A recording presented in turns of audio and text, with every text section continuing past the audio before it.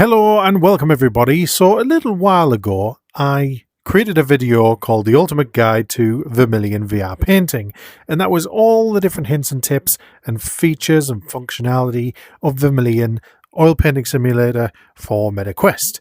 And people really found that useful based on the comments that I was getting and the additional questions. So I thought I would take a similar format to Painting VR, which is another one of my favourite painting applications. So Painting VR, much like Vermilion, is a painting simulator application.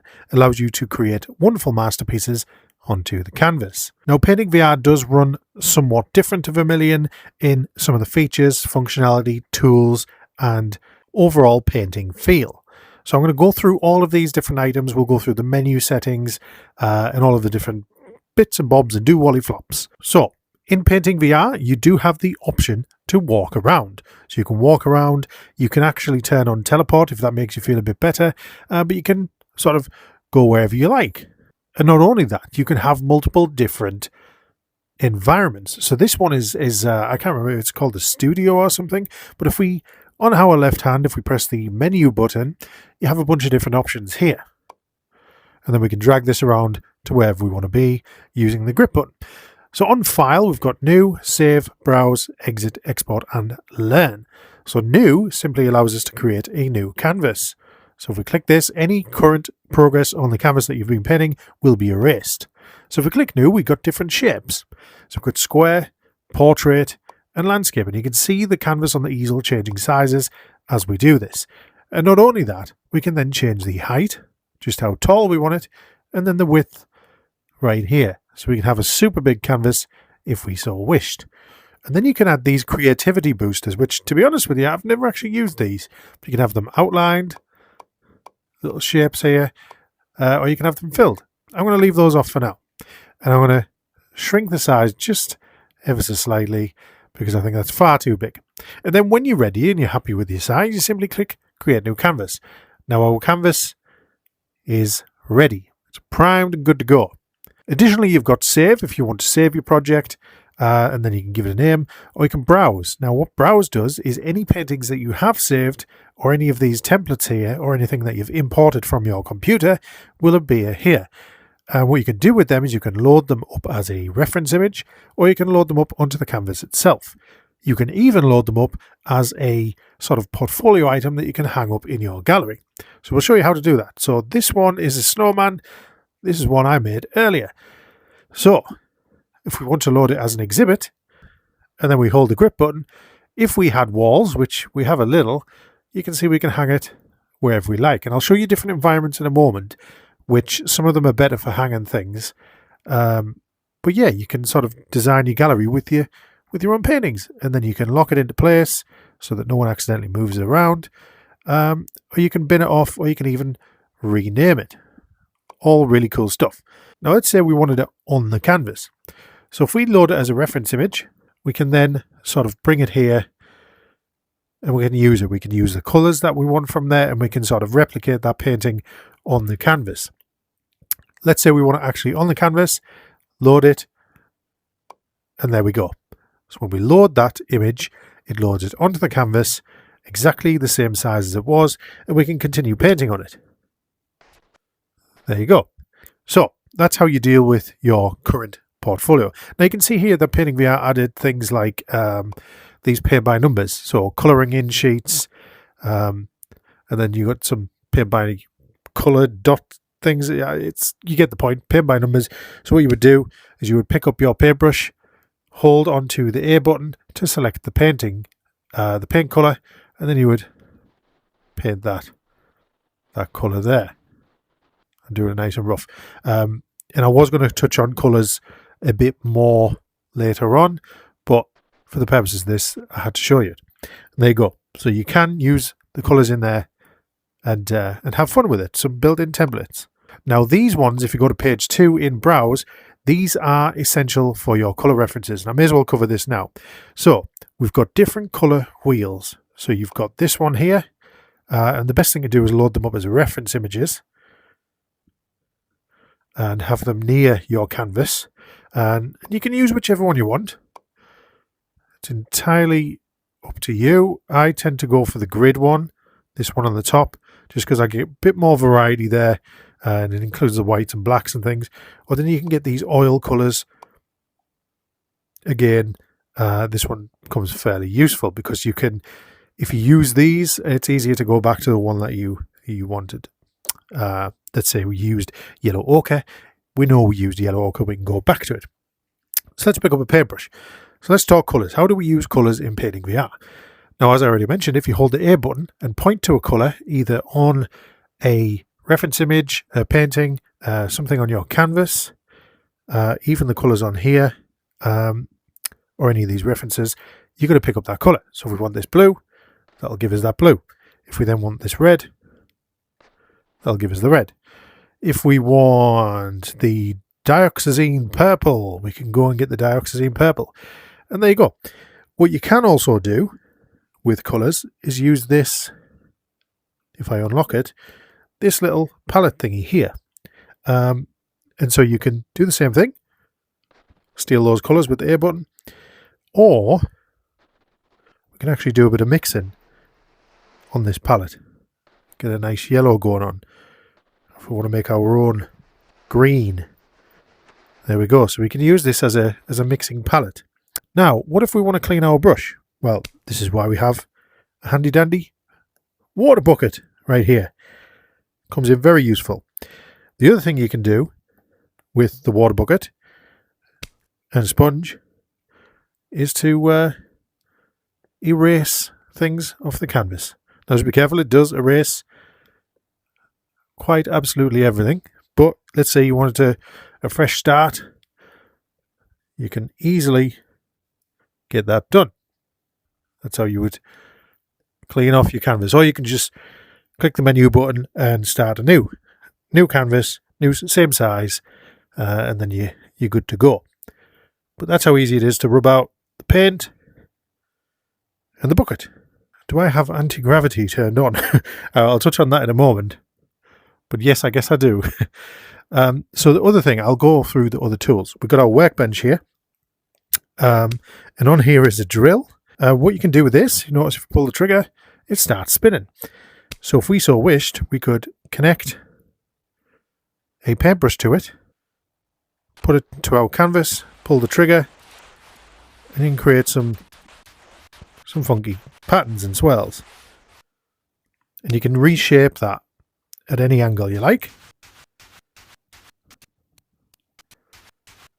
And there you go. It can create some cool effects.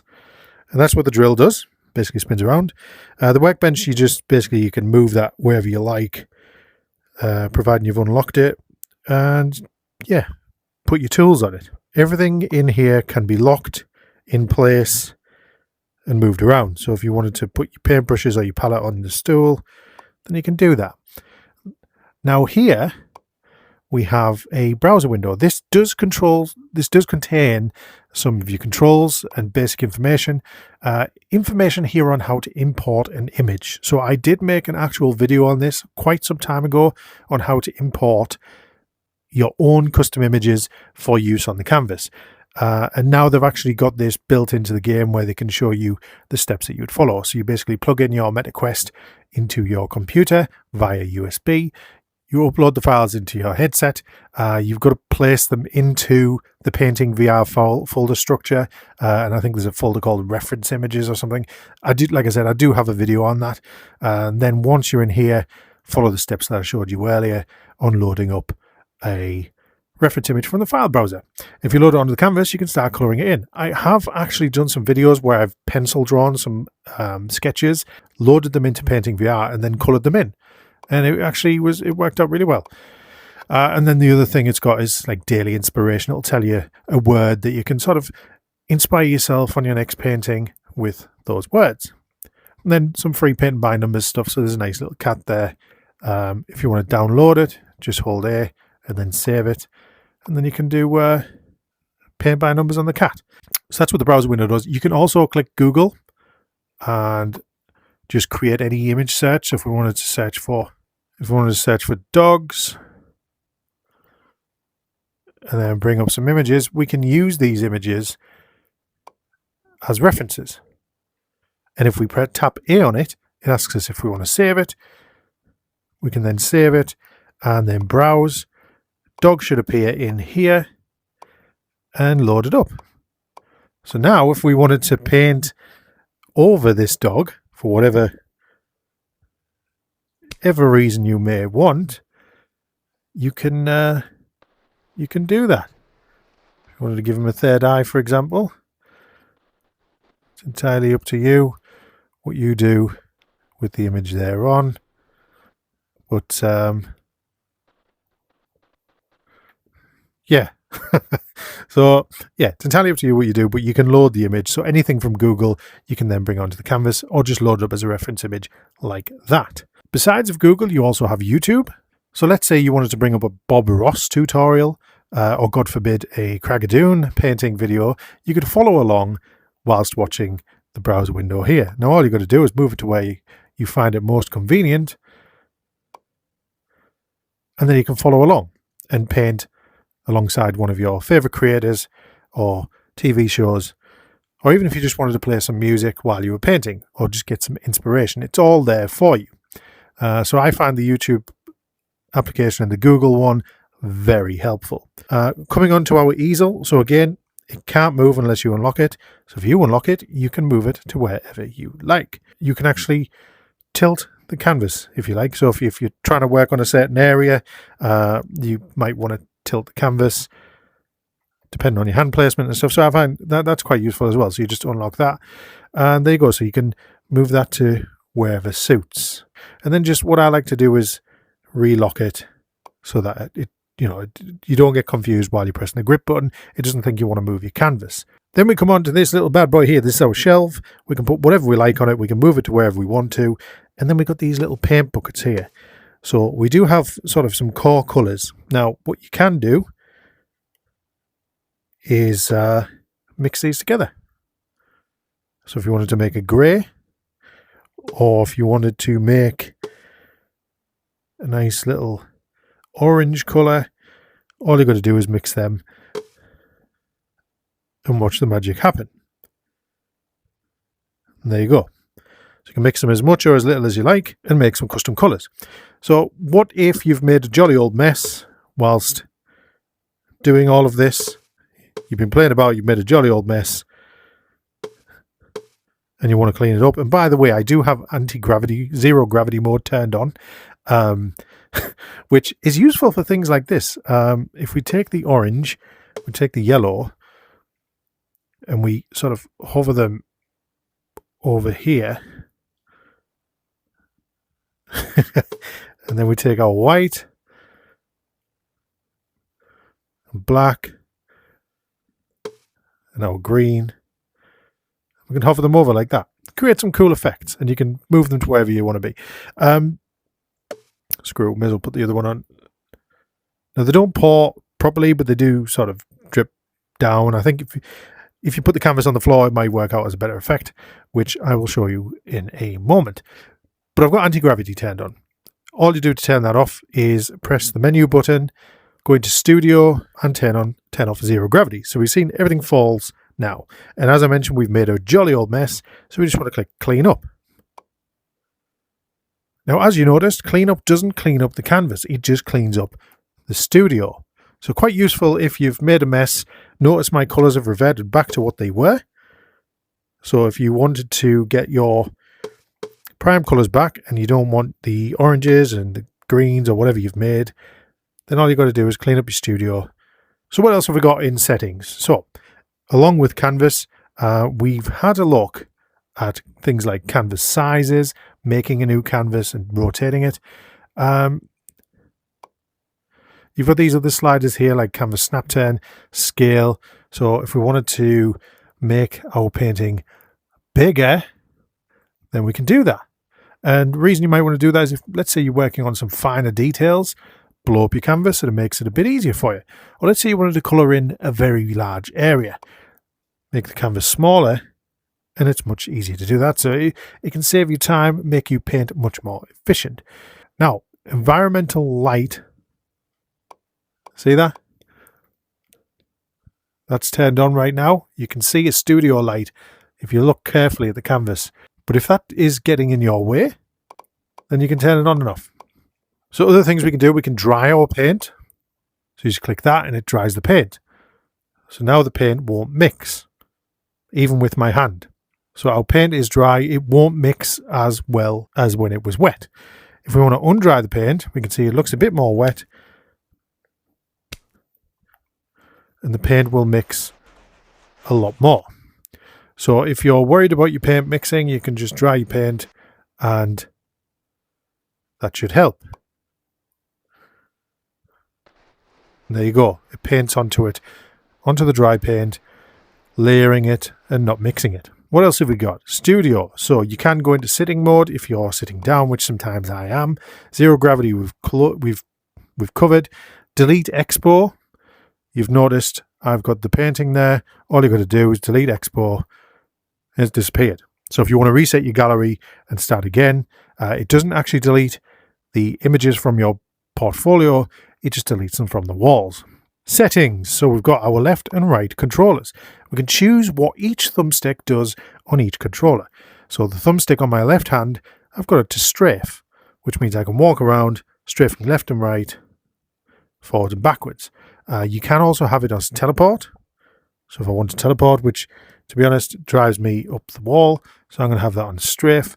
Or you can even have it as none if you think it's going to interfere with what you do. So if you're playing in mixed reality and you want to be walking around, you don't want your controllers to be doing anything. Then thumbstick sideways, again, strafe, so forward and backwards, left and right. And then what your locomotion type is. Was it head relative? Do you want to be turning where your head is looking, or do you want to be turning where your hand is looking? Moving where your hand is looking. I normally go for head relative on games. The right controller settings are all still the same. Then we move to other. So grab method. You can have it as toggle or keep pressed or automatic. Now toggle just means, although I've only pressed the controller, the grip button once, it's going to remain gripped in my hand even though I've released the trigger. I then have to press the trigger again to release what I'm holding. If I have that on keeping pressed, then what I need to do is keep hold of the grip, otherwise it's going to drop. And although I like that feature in most games, while I'm painting, I tend to have it as toggle. Then you've got the turn angle, which is as you're turning on the right stick, how much do you want it to move? The moving speed, haptics force, thumbstick dead zone, quick access menu. How do you want that to work? And I'll show you the quick access menu in a moment. The mixing, do you want pigments or digital? So as you can see there, that changes. Digital says legacy. I think that's the old style palette.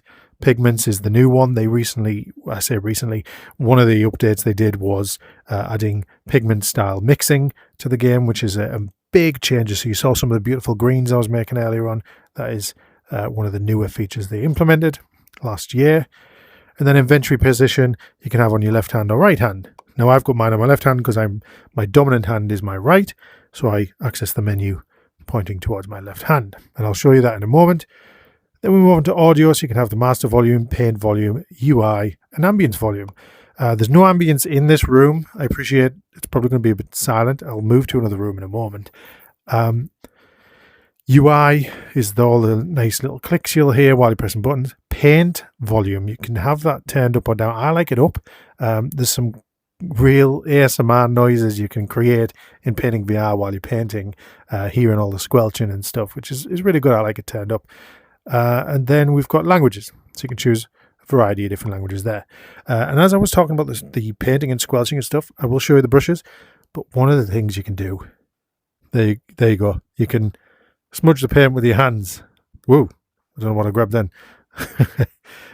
So yeah, you can create some weird effects with your hands, which again I have done. I've created some weird and wonderful things on previous videos. I'm ruining this dog's face, but there you go. So you can use your hands as well as the paintbrushes and things. So let's move on. From settings, we've covered language. Environments. So we've got different environments. You've got pass-through, you've got vertigo, you've got the cozy cabin, you've got limbo, which is currently where we are, and then the Stardust Studio, but I haven't bought that one yet. Let's take a trip to vertigo. Okay, so here we are. This is vertigo. So this is the first environment that I actually tried out in Painting VR. This, I think, at one point this was the only environment you had on the MetaQuest version. But what it did mean was that I had all this space to place my paintings, and unfortunately, I lost all my paintings at some point last year. For some reason, when I updated the game, I lost everything. So I lost all of my paintings, which was a real shame because I'd spent many hours in this game. But I had all this wall filled with various paintings that I'd done, various challenges that I'd done. I'd painted some Legacy of Kain stuff, some Halloween challenges. It was all the way along. Even across here, I had Five Nights at Freddy's paintings and stuff like that, all plastered along. Now, there's lots of space in this environment that you can paint on, that you can load your paintings onto. Now, so if you press Y on your left hand or B on your right hand, you get these little quick menus. And what you have in here is you have your undo button and your where's it gone? You have your undo button and your redo button.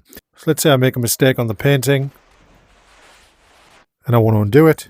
Hit the Y or B button and then choose the undo button. But then let's say, oh, hang on, I really wanted that splodge of paint. You can just redo it and it comes right back. Huzzah! Other things you've got on here, you've got your file browser. So again, if you wanted to quickly bring up a reference menu, file browser, and do it that way. And there it is. Again, on this menu, you've got your save option, and then you've got this little brush setting button here. Now, this will change depending on what you have in your hand. Now, if I pick up one of these brushes and I go to brush settings, you'll see it knows the brush that I'm using. I can then increase the smudge slider, the thickness of the paint, and then the mix. So if you want to turn the mix right down, which I've done before in the past, means it's going to mix very little. If I turn the mix slider all the way up, you'll notice it works a lot differently. So you can create some very different effects. Depending on what your painting needs are, you might want to fiddle about with this. And then you can always revert them to their normal settings. So those are the brush settings. Let's cover some of the brushes. We have this little cone brush here. Forgive me, I don't know the names. This one is good for, you can get your fine details with the end, or you can get some thicker details towards the top. And then you've got this little flat brush here, which I like, and it's good for if you want to fill out large areas. This thing, by the way, you can move it to wherever you want. Simply unlock it, and this allows you to store your brushes. And it doesn't matter if you have gravity on or off, these kind of things you can move to wherever you like. So you can store your brushes in there. Same with your pen, you can stick that in there as well, and even your sponge. So all your tools you can go in there. The other thing you can do with your canvas, by the way, if you press your menu button and you go back to canvas, if you put it onto free rather than easel, so you can have it strapped to the easel, or you can have it as free, and then we can put this on the wall if we like, so we can paint while it's on the wall, or we can even put it on the floor. Now, why you'd put it on the floor, I mostly have no idea, but you can do some really cool things. Dripping paint, and yeah, just have a bit of fun. But on the easel usually is good.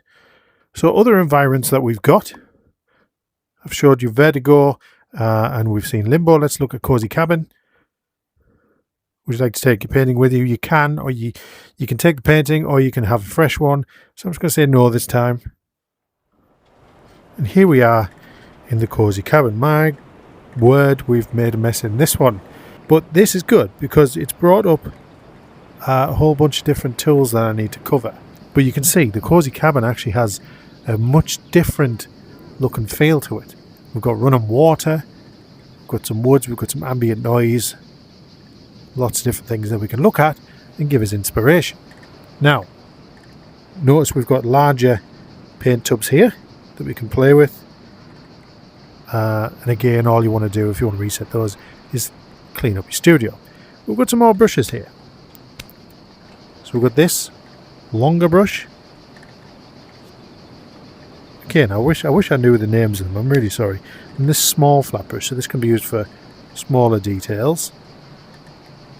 You can't really change the sizes or anything on these, like you could in the other game, but they're constantly adding new styles of brushes. Now, this is a new one here, and I haven't actually had a chance to use this one yet. But this brush I was dead keen on trying. Look at this. A very long and flexible brush. You can get some real thin lines going on here. Almost like if you want to do some, calligraphy, something like that. And depending on the angle that you tackle your stroke and canvas with, there you go. So you can do some cool things with that. I like that. It's one of the new brushes, and I think there is a fan brush as well. But then you've got this. This is more like a big solid brush. What you can do with this one is you can stamp circles. So that's quite useful.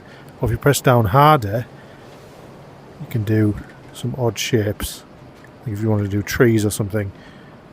So depending on how you use these brushes, there's many different tools, many different functions that they may have. Now this brush is this big chunky fella. So this is if you want to cover off large areas, but again, you can sort of make stamps, or you can just do big blends, which works out quite well if you want to do a background or a sky. Then you've got your roller, which, to be honest with you, I don't often find a use for, but you may. And again, like any of the others, you can fiddle about with its settings, how much thickness, mix and smudge you want.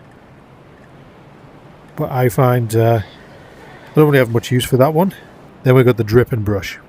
So this one you've got to be careful with. But let's pick a colour. I'm going to go for white. And then if you just give it some good flicks, you'll notice that the paint flicks to the canvas and starts dripping. So you can do some weird and wacky things with that. Trying not to go overboard with it. But notice while you move, it starts flicking all over. So a little pen here. So you can write whatever you want. Put your different colours in there. So I find these are good. I'll get to you in a minute.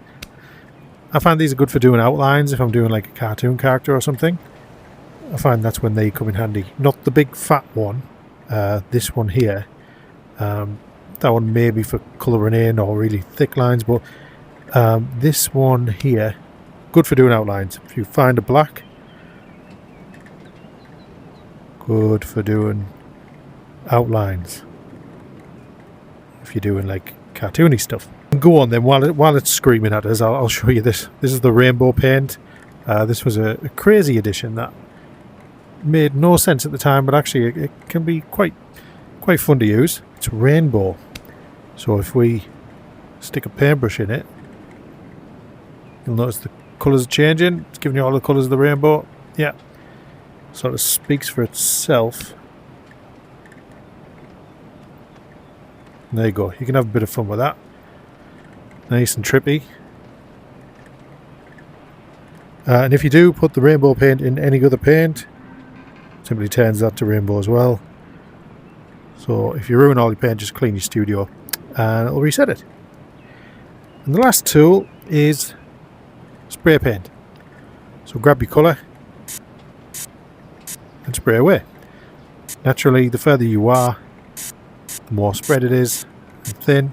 The closer you are, the finer your lines, depending on what you want to do. And then you can again just pick whatever colour you want from either your palette, your reference image, or even your canvas.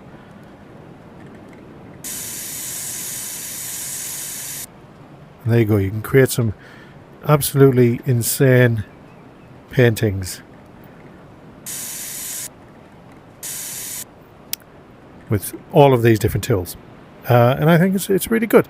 There's one more thing that I need to show you, and that is the pass-through, the mixed reality. So let's say you have a home studio, or you are somewhere where you want to paint something in the real world. So you're not in the woods, you might be in the park, you might be at home and you want to paint something. You've got something as a study, you've got a vase of flowers, for example, or a bowl of fruit. You want to do that in mixed reality. So you just press the menu button, and on environments, you simply head over to pass-through. And there you go. Note that it brings, oh, hello. Note that it brings all of your stuff, and all you need to do is adjust them to your space. So move your cabinets where you want them, so it's more convenient for yourself, and then paint away in your home studio. You do have one more thing, which is social. So you can host a studio visit or join a room, and that is multiplayer. So if you want someone to come in your studio, you want to show them your latest painting, you want to show them your gallery, then you can do all that through there. And one last thing before I go, if you click the button on your left hand, the menu, you'll see that this gives you quick access to all of your brushes in case you can't find them anywhere in your environment. It also gives you quick access to your paints and other tools. But there you go. That is Painting VR. Hope this has helped. If you've got any questions, put them in the comments and I'll do my best to answer them. If you want to see more, if you want to see anything specific, please just let me know. Hope you've enjoyed it. Hope it's been useful, and I'll see you on the next one. Bye-bye.